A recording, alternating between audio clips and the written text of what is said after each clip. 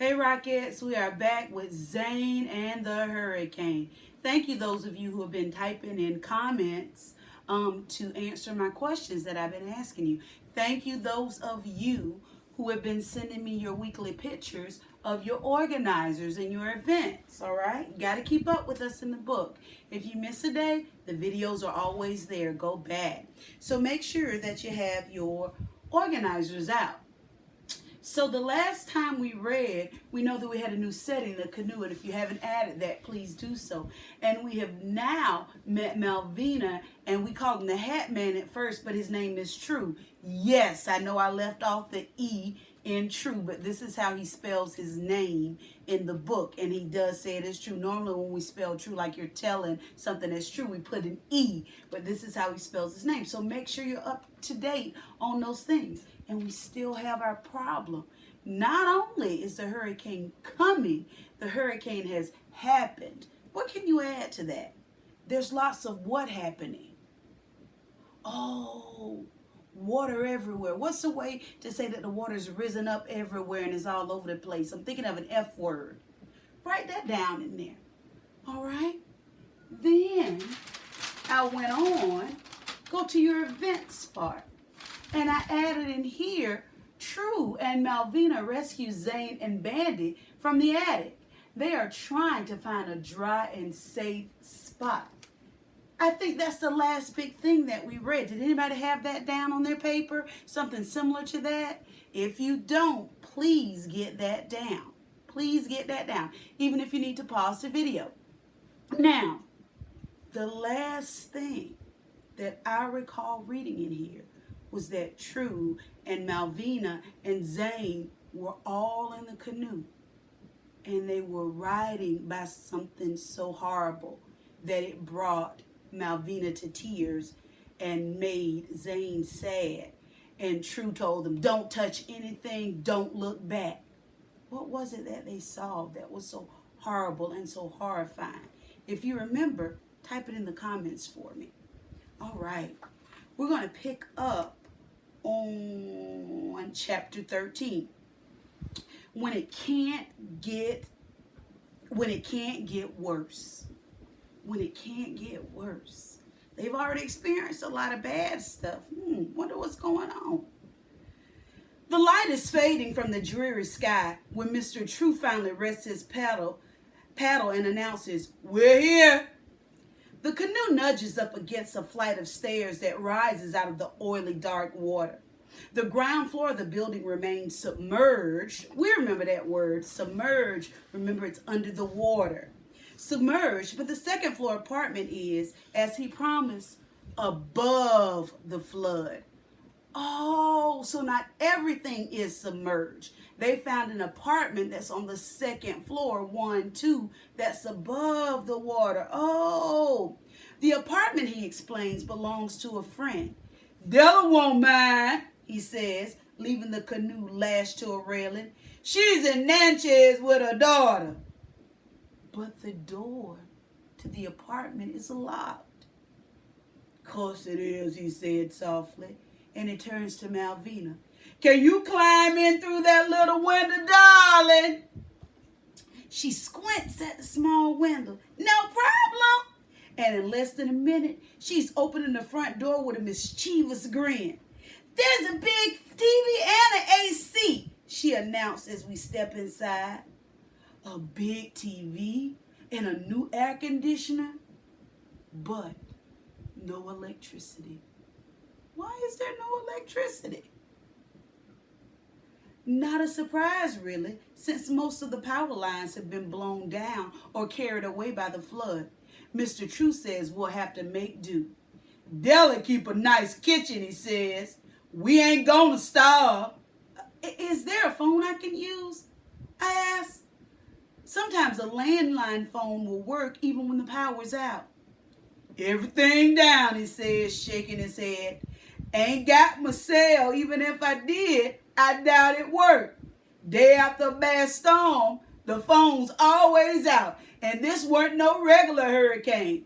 Tomorrow, we find us some dry ground, wherever it at, and get you back with your family, Zane. Bandy is sniffing every corner of the small apartment, including under the couch and the bed, and keeps making little happy yup, yup, yup, yup, yup, like he's discovered something interesting.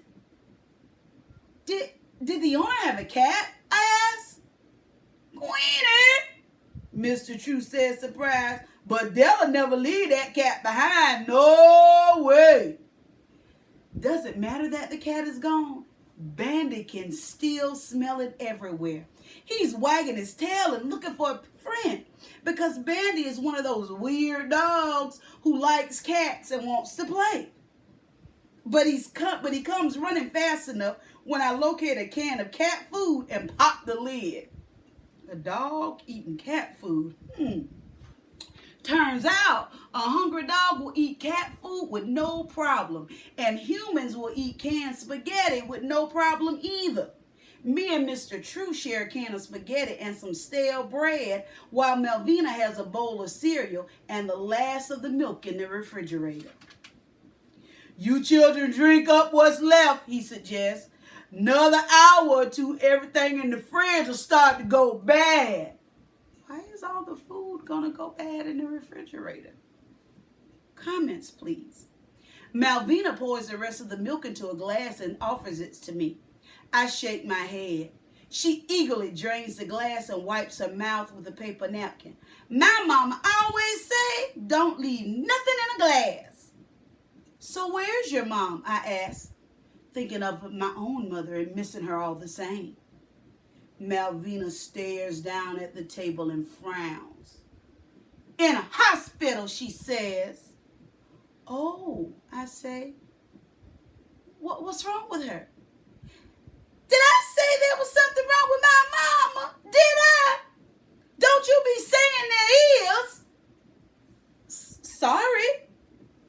Don't you be sorry. Don't need no sorry from no stupid boy like you. She glares at me so hard, it makes my face hot.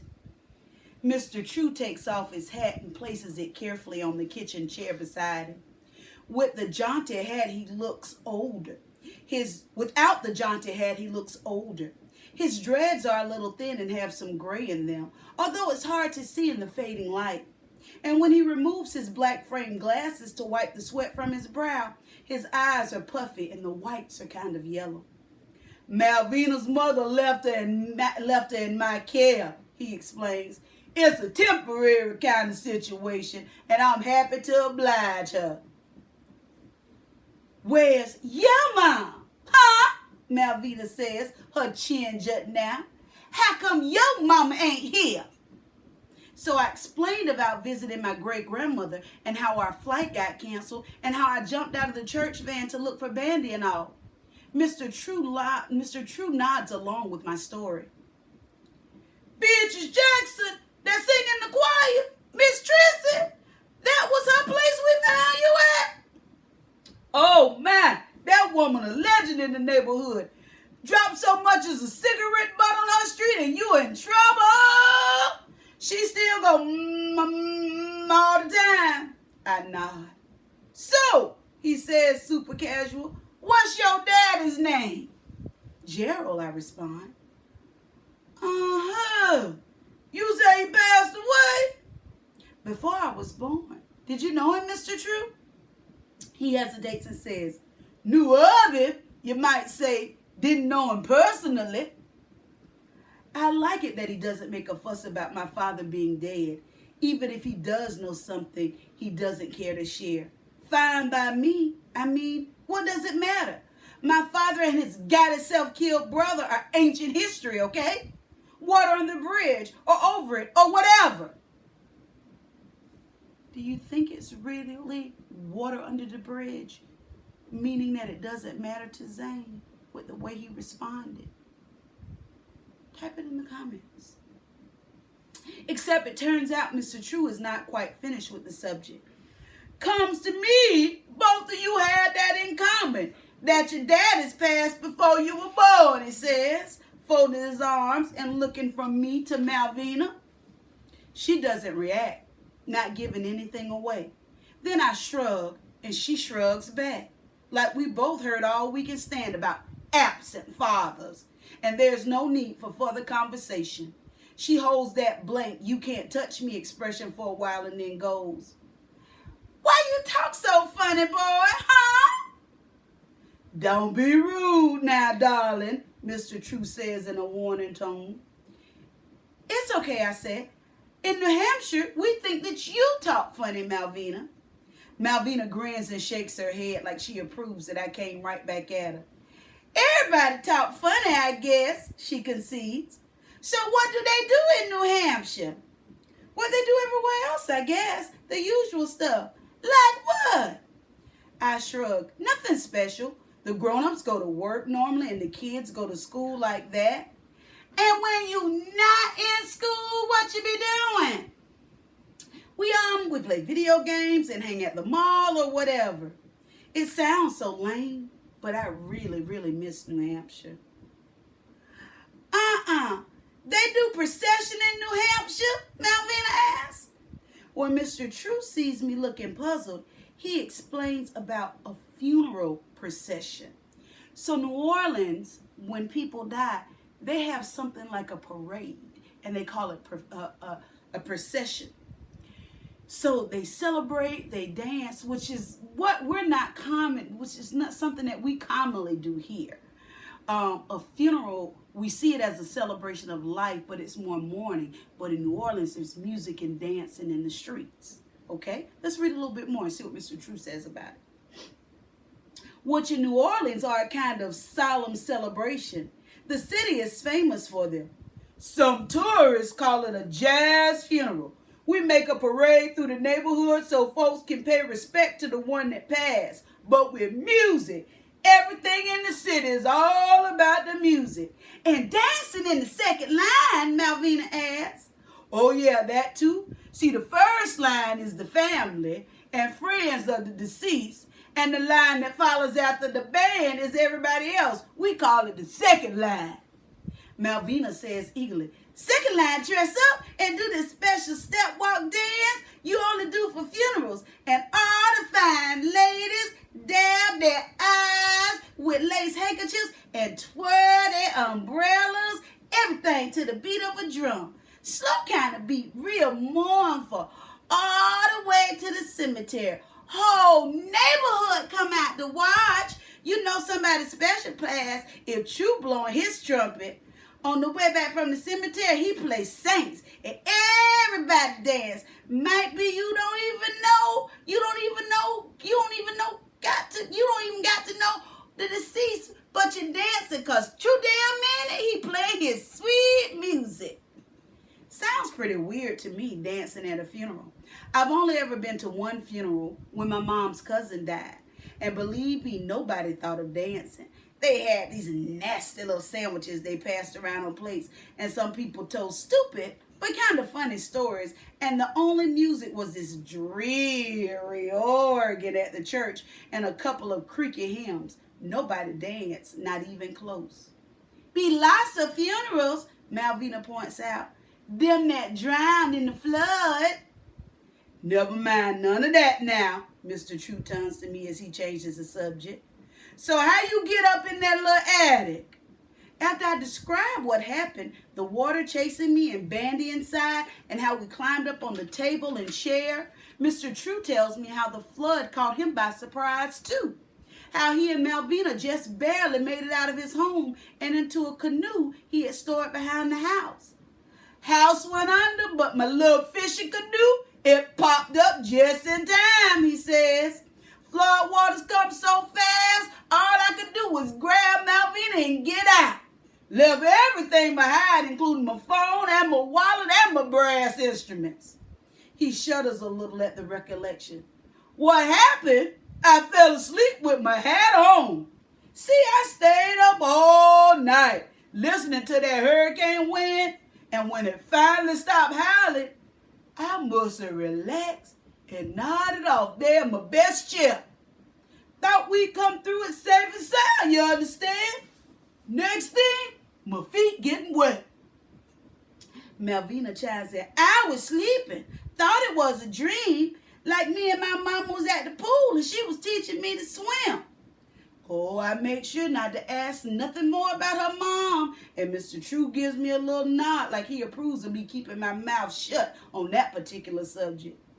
Gonna be dark soon, he announces, standing up from the table. Malvina, darling, maybe you can find where Della keep her candles. Me and Zane take care of the canoe.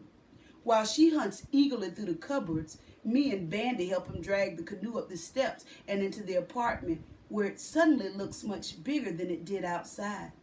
Better safe than sorry, he says, satisfied. No matter what else happened, we got our transportation. Which makes me wonder, what does he mean? We've been blown down by a hurricane, flooded over our heads, lost our homes and everything in them, been baked by the hot heat and nearly drowned in the filthy water, paddled through swarms of flying cockroaches, seen houses crushed by a giant ship, and steered away from the terrible sight of floating dead bodies.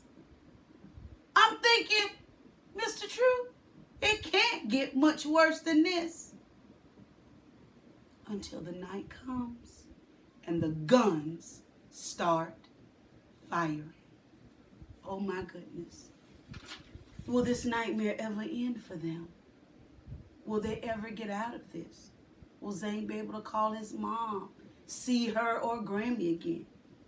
Chapter 14, In the Dark of the World. We'll pick up tomorrow. Make sure you've updated your organizers. Until tomorrow, Rockets.